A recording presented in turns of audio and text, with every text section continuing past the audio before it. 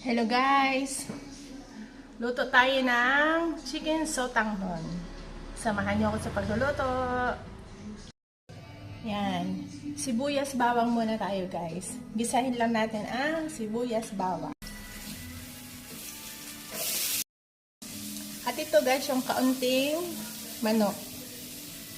Hinimay-himay ko na siya. At para may twist guys, lagyan natin ng kaunting carrots at patatas. Lagyan natin ng konting pampalasa guys.